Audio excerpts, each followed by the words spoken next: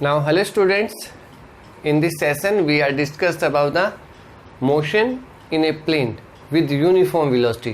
Uniform velocity के साथ कोई भी ऑब्जेक्ट है वो प्लेन में किस प्रकार से मोशन करता है वो चीज़ें हम फाइंड आउट करेंगे. डिस्प्लेसमेंट फाइंड आउट करेंगे, वेलोसिटी फाइंड आउट करेंगे, इक्वेशन ऑफ पाथ इसके अंदर हम फाइंड आउट करेंगे कि ऑब्जेक्ट जो है वो 2 डायमेंशन मोशन के अंदर किस प्रकार से मोशन करता है. तो 2 डायमेंशन मोशन का मतलब क्या होता है हमारे पास. वैसे हमारे पास सब्सक्राइब जो इक्वेशंस होती हैं, सब्सक्राइब पाथ होते हैं, वो 3 डायमेंशंस होते हैं. ठीक है, x axis, y axis and z axis. 3 coordinate are there.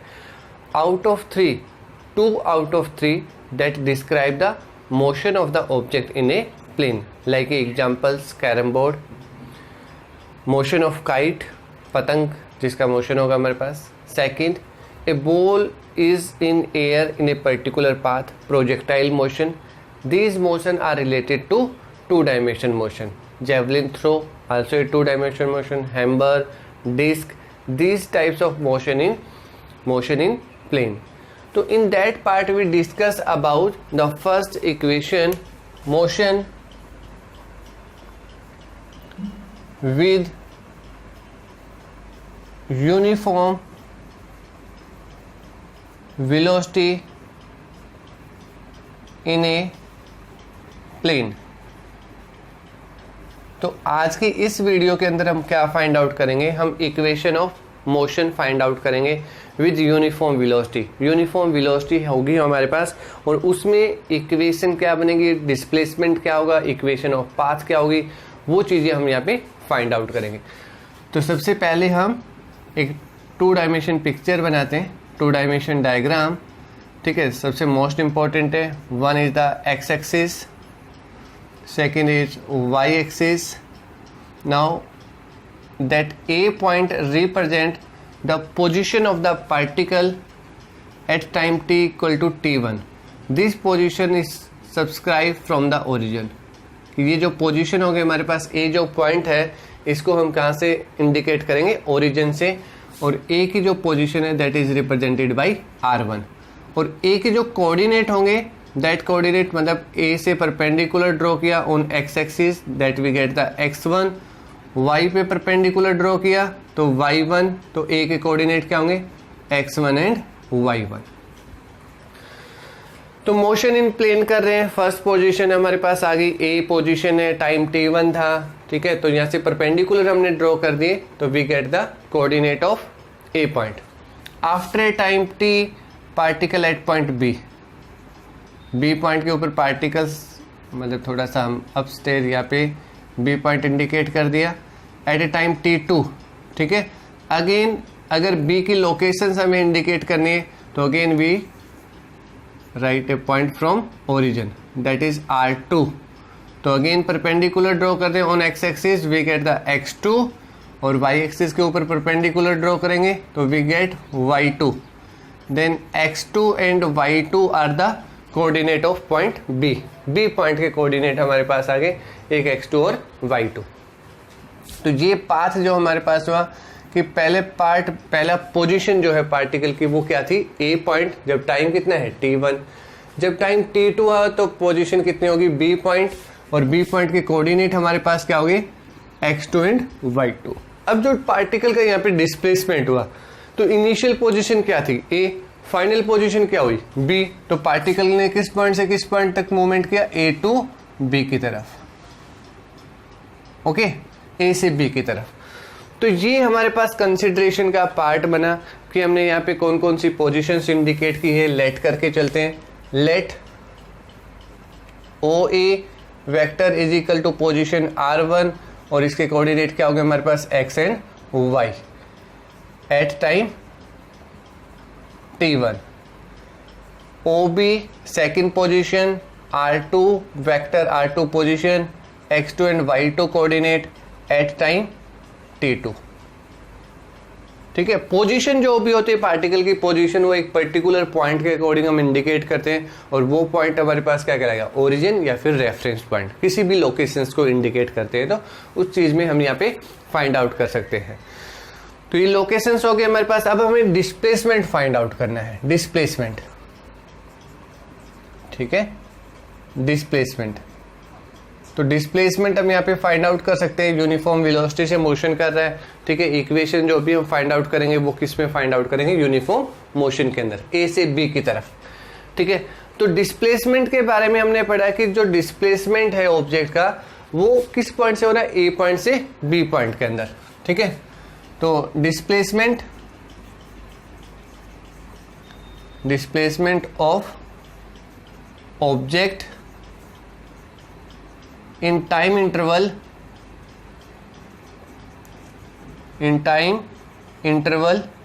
T1 T2, ठीक है। T1 से T2 के बीच का जो टाइम इंटरवल होगा, ठीक है, या फिर लिख सकते हैं final time minus initial time is, ठीक है। डिस्प्लेसमेंट क्या है, ए बी किस तरफ मूवमेंट किया, ए से बी की तरफ। क्या है ए बी, एक वेक्टर क्वांटिटी को रिप्रेजेंट करता है, पोजीशन हमारे पास है।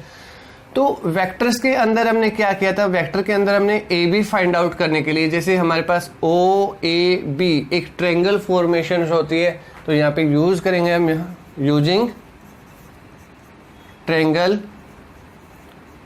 लॉ ऑफ वेक्टर एडिशन, ठीक है। Triangle law of vector addition find out करेंगे। इस triangle law of vector addition से हम क्या निकाल सकते हैं, ए बी निकाल सकते हैं। तो triangle law of vector addition क्या बोलता है कि ए बी और ओ ए और A B both are acting in same directions, ठीक है, same order. O A and A B both are acting in same order and the resultant is represented by the third side O B are taken in opposite order, क्योंकि दोनों के head यहाँ पे coincide कर रहे हैं, तो मतलब जो बी पॉइंट है वो कौन सा पॉइंट होगा हमारे पास, अपोजिट ऑर्डर का। तो according to triangle law of vector addition, two vectors, vector O A and O A B are represented by the two side of a triangle are taken in same order, then the resultant is represented by the third side. तो O A vector plus A B vector is equal to third O B के equal, third side, ठीक है। Find out क्या करना है हमें, A B find out करना है, then A B is equal to O B minus O A, okay. O B हमारे पास कितना है R2, ओ ए कितना है R1। तो डिस्प्लेसमेंट कितना हुआ हमारे पास, displacement A B is equal to R2 vector minus R1 vector. ये डिस्प्लेसमेंट हमने यहाँ पे फाइंड आउट कर लिया कि पार्टिकल का जो डिस्प्लेसमेंट है वो किसके इक्वल होगा हमारे पास, R2 माइनस R1 के इक्वल। अब इसी R2 और R1 को हम पोजीशन कोऑर्डिनेट की फॉर्म में किस प्रकार से रिप्रेजेंट कर सकते हैं, वो चीजें इस पार्ट के अंदर हम इजीली फाइंड आउट कर सकते हैं। पोजीशन कोऑर्डिनेट, पोजीशन कोऑर्डिनेट्स, ठीक है, of object at time T1 and T2। Position coordinate, position coordinate हमारे पास T1 और T2 टाइम पे क्या होंगे, ए की पोजीशन कितनी है x1 एंड y1, बी की पोजीशन कितनी है x2 एंड y2, ठीक है। ए कितना होगा हमारे पास x1 y1 और बी कितना होगा हमारे पास x2 और y2, ओके। पोजीशन कोऑर्डिनेट हम यहाँ पे निकाल रहे हैं। तो पोजीशन कोऑर्डिनेट निकालने के लिए हमारे पास एक एक्स एक्सिस कंपोनेंट होगा और एक वाई एक्सिस कंपोनेंट होगा। आर हम पोजीशन यहाँ पे इजीली फाइंड आउट कर सकते हैं। तो आर जो कंपोनेंट होंगे, R1 वेक्टर जो होगा वो किसके इक्वल होगा हमारे पास, x1 vector plus y1 vector, ठीक है। ये प्रोसेस भी किसके विद रिस्पेक्ट होती है, सेम लाइक के जैसे हम फाइंड आउट करते हैं यूनिट वेक्टर। तो ये एक्स एक्सिस कंपोनेंट हमारे पास, ये वाई एक्सिस कंपोनेंट, तो ये दोनों सेम ऑर्डर में हो गए, ये थर्ड ऑर्डर में हो गया। तो x1 y1 equal to R1, ऐसे भी हम फाइंड आउट कर सकते हैं using the triangle law of vector addition. Then R1 is equal to unit vector जो होते हैं हमारे पास, along x axis is i cap and along y axis is j cap, ठीक है, यूनिट वेक्टर। तो x1 i cap plus y1 j cap, this represent the position of R1। Similarly R2 vector जो होगा हमारे पास, R2 यहाँ तक होगा हमारे पास, ये y है तो ये y2 को रिप्रेजेंट करेगा। तो R2 is equal to x2 plus में y2। Then R2 is equal to x2 i cap plus y2 j cap. Okay, तो यहाँ पे वैल्यू पुट करेंगे ए बी के अंदर। A B is equal to R2 is x2 i cap y2 j cap minus में x1 i cap और y1 j cap. Okay, i cap को एक साइड में कर लेंगे, j कैप को एक साइड में करेंगे तो क्या निकलेगा हमारे पास x2 minus x1 i cap plus y2 minus y1 j cap. That is represent the displacement of the particle, displacement और in the form of position coordinate. ये पोजीशन कोऑर्डिनेट की फॉर्म में हमने क्या फाइंड आउट कर दिया, displacement of the particle. ठीक है, इजीली फाइंड आउट कर सकते हैं चीजें, बस सिर्फ क्या करनी है, हमें थोड़ा सा याद रखना है किस प्रकार से हम चीजों को फाइंड आउट कर सकते हैं। सेकंड पॉइंट इसके अंदर जो यूनिफॉर्म वेलोसिटी हमारे पास है, uniform velocity, object are moving with uniform velocity. Velocity का जो फॉर्मूला होता है वो होता है हमारे पास displacement by time taken, displacement by time taken, total time taken, total time taken. ठीक है, तो यूनिफॉर्म वेलोसिटी को किससे रिप्रेजेंट कर दिया, v से। डिस्प्लेसमेंट कितना हुआ हमारे पास, डिस्प्लेसमेंट इज r2 माइनस में r1 डिवाइड बाई कितना, t2 माइनस t1। ठीक है, तो ये क्या होगी हमारे पास, पोजीशन ऑफ द पार्टिकल। ठीक है, तो ये चीजें हमने डिस्प्लेसमेंट फाइंड आउट कर लिया, वेलोसिटी हमने फाइंड आउट कर ली। ठीक है, अब हम फाइंड आउट करेंगे equation of motion. Equation of motion find out करेंगे कि इक्वेशन ऑफ मोशन क्या होगी, मतलब एक्स एक्सिस में इक्वेशन क्या फॉर्मेशन होगी और वाई एक्सिस में इक्वेशन क्या फॉर्मेशन होगी, वो चीजें हम निकाल सकते हैं। बट हमें क्या क्या चीज याद रखनी है, हमें R2 माइनस में R1 एक ये चीज याद रखनी है जो किसके इक्वल होगी हमारे पास, x2 minus x1 i cap और प्लस में y2 माइनस y1 और j कैप। ठीक है, सिमिलरली हमारे पास जो वेलोसिटी है वो इक्वेशन आप लोगों को v equal to R2 minus R1 divide by T2 minus T1। ठीक है, तो ये दो इक्वेशंस आप लोगों को मोस्ट इंपॉर्टेंट इक्वेशंस है, ये याद रखनी होंगी। इसके बाद हम चलते थर्ड पार्ट के अंदर, जो हमारे पास थर्ड पार्ट होगा। तो थर्ड पार्ट के अंदर क्या होगा हमारे पास, equation of motion of a object. ठीक है, इक्वेशन ऑफ, इक्वेशंस का मतलब हमारे पास है कि पोजीशंस के with respect to uniform velocity है, तो हम किस प्रकार से फाइंड आउट कर सकते हैं। थर्ड पॉइंट,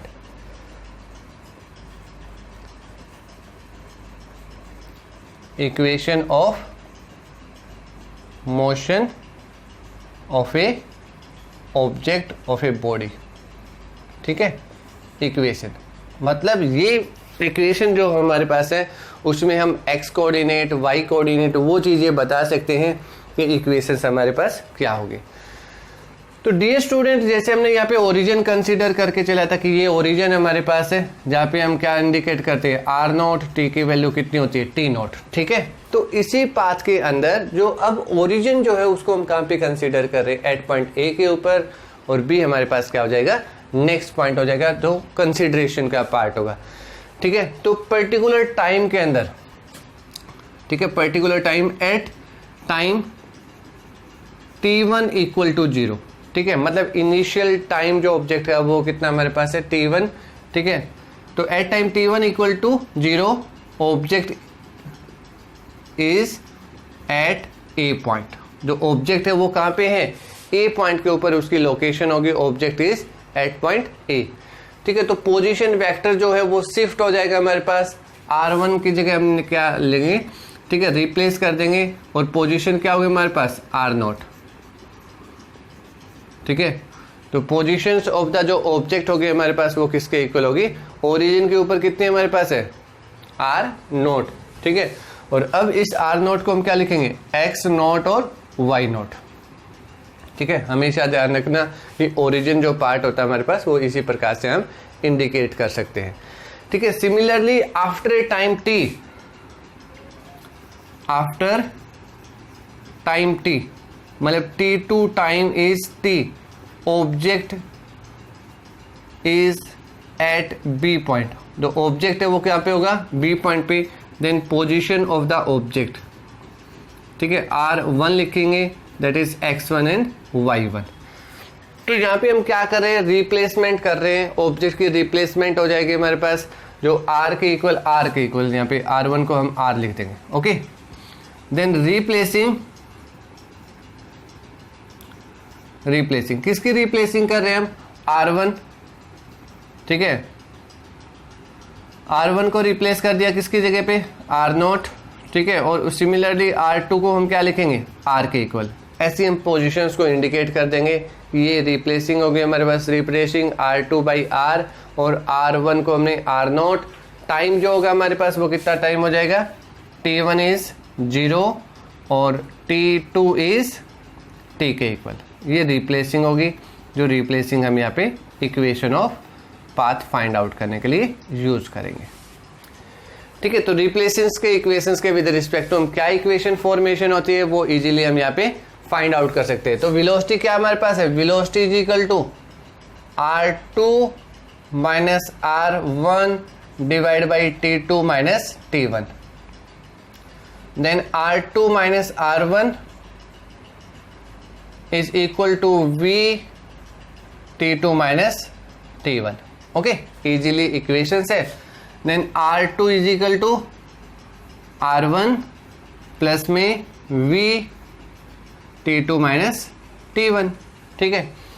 r2 को r लिखेंगे, r1 को r0 लिखेंगे, तो क्या होगा हमारे पास, r0 plus velocity equal to t2 minus t1, okay.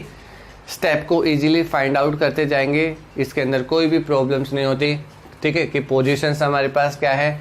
अब मतलब इसके अंदर हमने किया क्या कि जो ए पॉइंट था उसको ओरिजिन पे कंसीडर कर लिया और कुछ नहीं होता, ठीक है। अगर हम इसको डायग्राम दोबारा बनाना चाहें तो वो डायग्राम भी दोबारा बना सकते हैं, लाइक दिस, ठीक है, कि हमने यहाँ पे लिखा ए पॉइंट और ये हो गया हमारे पास बी पॉइंट, ठीक है। तो ये क्या है, r0, कितना होगा हमारे पास, x0 और y0, और ये जो पॉइंट होगा ये r के इक्वल होगा क्या, x और y, ठीक है। यहाँ पे टाइम कितना है, t इक्वल टू 0, यहाँ पे टाइम कितना है, t इक्वल टू t के इक्वल t2 और t1, ठीक है। और कुछ पार्ट इसके अंदर नहीं होगा हमारे पास। तो डिस्प्लेसमेंट कितना हुआ, r माइनस r0 के इक्वल, जो इक्वेशंस हमने यहाँ पे फाइंड आउट कर ली, ओके। तो अब बात करते हैं इसके मैग्नीट्यूड और कंपोनेंट की बात करेंगे हम, ठीक है। कंपोनेंट्स कैसे निकाल सकते हैं हमारे पास, जैसे r के जो कंपोनेंट होंगे, r is equal to x plus में y, ठीक है। r vector is equal to x की जगह x i cap, y vector की जगह y जे कैप, ठीक है। सिमिलरली r नोट की जगह क्या लिखेंगे, x नोट वेक्टर प्लस में y note vector, okay, x note और y नोट, और x नोट की जगह x नोट आई कैप और y naught j cap, r note, ठीक है। मैग्नीट्यूड भी निकाल सकते हैं, मैग्नीट्यूड निकालने का भी इजी फॉर्मूला हमारे पास है, ठीक है, जो पाइथागोरस थ्योरम से हम निकालते हैं। सेकेंडली हमारे पास वेलोसिटी कंपोनेंट होंगे, तो वेलोसिटी क्या होगा हमारे पास, velocity along x axis vx vector, velocity along y axis तो vy, तो vx को हम लिख सकते हैं vx आई कैप और vy j cap, velocity along x axis and velocity along y axis, okay. हो गई इक्वेशंस फॉर्मेशन हमारे पास। तो अब इक्वेशंस के अंदर वैल्यू पुट कर देंगे, ठीक है। r की जगह हमने पुट किया x i cap plus y j cap equal to x naught i cap y naught j cap, velocity की जगह हमने पुट कर दिया vx आई कैप और vy j cap, t2 minus t1, t2 की वैल्यू t, t1 की value 0, तो ये कितना हुआ हमारे पास t माइनस 0, जिसको हम क्या लिखेंगे, t के इक्वल, ठीक है, time is t, okay.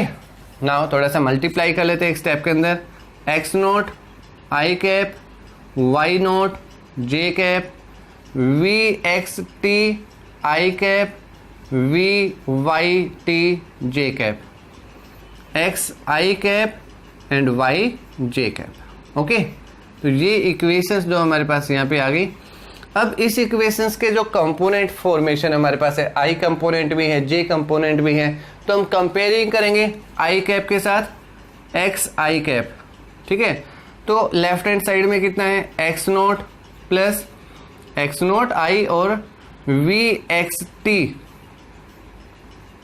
I cap. ठीक है, तो x is equal to x naught v x t. Equation से याद रखें, मोस्ट इंपॉर्टेंट इक्वेशन है जिसको हमने क्या बोला, x is equal to x naught plus में v x t, equation of motion. Similarly j को कंपोनेंट को कंपेयर करेंगे तो y j equal to y naught j cap और v y t j cap. Okay, j को भी common cancelled out किया तो y is equal to y naught v y t. ठीक है, y is equal to y naught और v y t.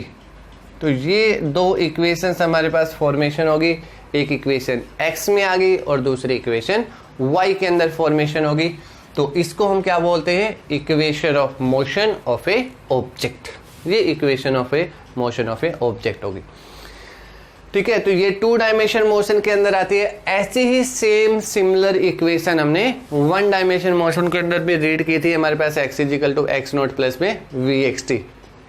ठीक है, सिमिलर इक्वेशंस आती है जब पार्टिकल यूनिफॉर्म मोशन के अंदर होता है, तो वो इसी प्रकार की इक्वेशन फाइंड आउट कर सकते हैं। x is equal to x naught plus v x t single axis को रिप्रेजेंट करती है, y is equal to y naught v y t ये भी एक सिंगल एक्सिस को रिप्रेजेंट करती है। तो दोनों को डिफरेंट अगर वे से लेते हैं तो both are represented 1 dimension motion. अगर दोनों को कंबाइंड ले लेते हैं तो that represent the 2 dimension motion. तो 2 डायमेंशन मोशन के अंदर क्या बनेगी, तो वो चीजें हम फाइंड आउट करेंगे, इक्वेशन ऑफ पाथ। उसको हम क्या बोलेंगे, इक्वेशन ऑफ पाथ। और इक्वेशन ऑफ पाथ को फाइंड आउट करने के लिए हम इन्हीं 2 इक्वेशंस का यूज करेंगे और जिसमें टाइम फैक्टर को हम क्या कर देंगे, एलिमिनेट कर देंगे। Equation number 4, equation of path. Equation of path का मतलब क्या है कि जो ऑब्जेक्ट ने ए बी पाथ फॉलो किया है, ठीक है, ए बी, इसकी इक्वेशन हमें फाइंड आउट करनी है। ठीक है, तो इक्वेशन कैसे निकलेगी, वो चीजें जब ऑब्जेक्ट किस में चल रहा है, यूनिफॉर्म मोशन में। इक्वेशन ऑफ पाथ, ठीक है, equation of path with uniform velocity, uniform velocity in 2 dimension motion. ठीक है, तो 2 इक्वेशन हमारे पास है, x is equal to x naught plus में वी एक्स टी और y is equal to y naught plus में वी वाई टी। ठीक है, ऐसी इक्वेशन जो हमारे पास फॉर्मेशन होगी। अब इस इक्वेशंस के अंदर क्या है, अगर इसी इक्वेशन के अंदर हम टाइम को एलिमिनेट कर दें, ठीक है, टाइम फैक्टर को अगर हम एलिमिनेट करते हैं किसी भी पार्ट के अंदर से, तो we get the equation eliminates the time from both equation we get equation of path। equation of path, equation of path हम फाइंड आउट कर सकते हैं। तो इस फैक्टर से इक्वेशन नंबर, जो इक्वेशन नंबर 1 है, इक्वेशन नंबर 2 है, तो फ्रॉम फर्स्ट इक्वेशन फर्स्ट में से हमें क्या मिलेगा, वो चीज हम, ठीक है, यहाँ से t कॉमन निकालेंगे। अगर t कॉमन निकालेंगे तो देखिए कैसे निकालेंगे, ये फैक्टर इस साइड आएगा तो क्या बनेगा, x minus x naught, v x t के साथ में मल्टीप्लाई है तो डिवाइड हो जाएगा, v x is equal to t के इक्वल। ये इक्वेशन नंबर हो गया हमारे पास 3rd। ठीक है, तो सिंपल सा part, putting equation 3rd in 2nd we get, क्या रिलेशन मिलेगा वो चीज़ हम यहाँ पे फाइंड आउट कर सकते हैं। तो क्या हमारे पास है, y is equal to y naught plus में वी वाई और x minus x naught v x. Okay, तो ये इक्वेशन नंबर नहीं, y is equal to y naught plus में x minus x naught v y by v x. तो ये equation जो हमारे पास है, ये इक्वेशंस किसको रिप्रेजेंट करती है? इक्वेशन ऑफ पाथ को रिप्रेजेंट करती है। अगर इसी इक्वेशंस को कंपेयर करते हैं y is equal to m x plus c, तो ये इक्वेशन कैसी बने हमारे पास? Like a straight line. ठीक है, तो इक्वेशन जो फॉर्मेशन हो रही है हमारे पास y equal to y naught x minus x t, जो हमारे पास इक्वेशंस आई, जिसमें y बाई वाई, ये मतलब हम इसको ऐसे y is equal to x minus x naught y v y by में वी एक्स और प्लस में वाई नॉट।